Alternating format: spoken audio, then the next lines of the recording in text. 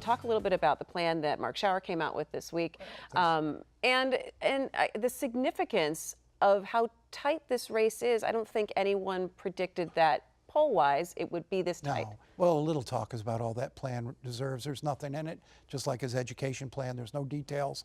It's a lot of populist pandering, anti-business rhetoric. There's not a single point in there that would actually create a job. And yet still, this guy's within 3-4 points. Steve Mitchell had a poll out last week, 43-39.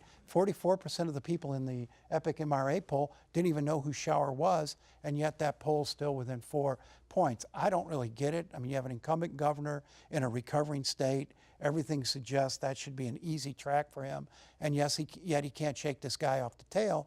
And what that means is he's going to have to spend a lot more money on this race than perhaps he planned to. I think it is pretty thin, but it's not any thinner than what Rick Snyder's plan was 4 years ago. There were lots of things that Rick Snyder refused to talk about that he was going to do. How was he going to pay for things?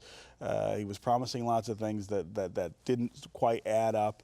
But that was an open seat, which I think you can get away with that a little easier when everybody is talking hypothetically about what they might do in the job. Now you're running against an incumbent, and I think you have to, if you're going to sell voters, you have to say to voters, here's what I would do differently. Here's how I would, specifically, how I would lead the state in a different direction. And I think that plan comes up pretty short in that way.